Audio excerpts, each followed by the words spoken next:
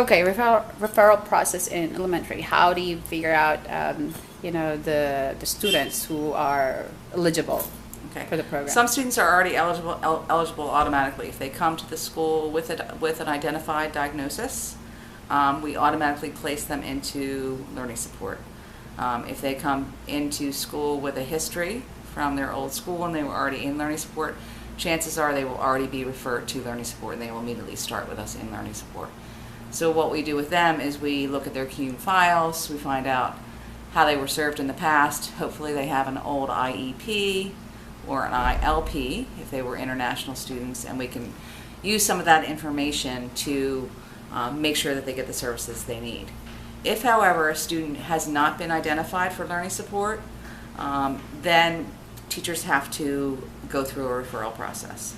And before we talk about that, there's basically 3 levels of learning support. So in the international setting, it's different than we use different language than we do back in the United States. So in international, basically there's 3 categories. There's mild, moderate, and intensive services. A student with mild support is typically what you would see in the States would be like a student with learning disabilities.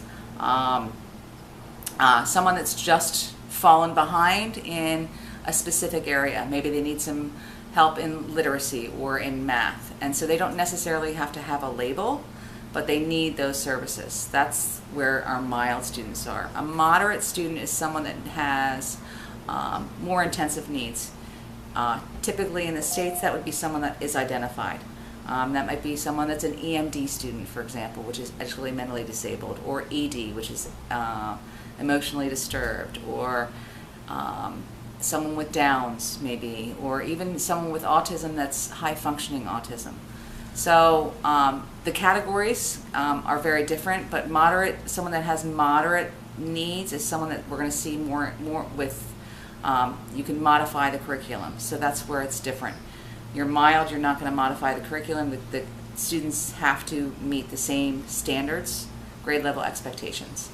Moderate, we can modify the curriculum based on their actual levels. Does that make sense? Mm-hmm. Okay. And then our intensive students are students that definitely have been diagnosed. Well, let me back up. At AISJ, they should be students that have been diagnosed. So if they have not been referred outside of the school for a neuropsych, then we do recommend to the parents that they get a psychological test done for these students. This is a student that's going to be at least two standard deviations below the norm in most areas. These are kids that are more severe. So you're going to have kids that have autism that have more severe needs or more intensive needs. Even a student with dyslexia that has intensive issues with dyslexia. So based on their needs, based on the level of support that they're going to need, that's where you would put them into intensive. And then you're going to look at, so basically, when a teacher makes a referral, typically that referral, hopefully, is only for a student that needs mild learning support services.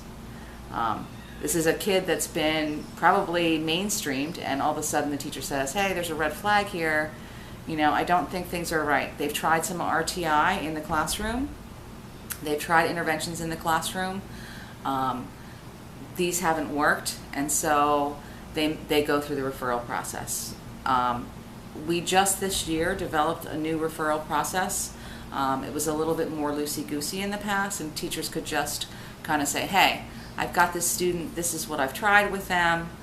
We did have a form that they filled out, but now we actually have a referral process where they have to refer the student, they have to show us what interventions they've tried. They have to try them for a certain number of weeks, 6 to 8 weeks, before they can make the referral to learning support.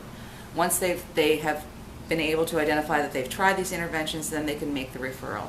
On that referral, they have to include data.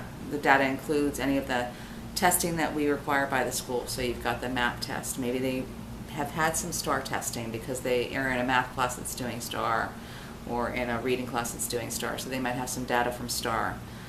They're going to have their own classroom data,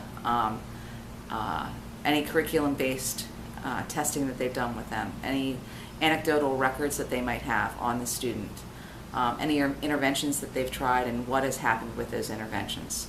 So they collect all of that data, they put it on the referral form, and then that referral form is also opened up to all the specialists in the school. So it goes out to, basically, so for example, if it's third grade, and I'm on the third grade team, Miss Gideon, or one of the teachers from third grade, would come to me and say, hey Jen, I'd like to open up a referral. I open up the referral for them. She fills out as much information as she can, and I also send it to all the specialists that I know see that student. So they can also go through, and there's different areas that they can evaluate them on, and they can add additional notes. Once the referral has been filled out,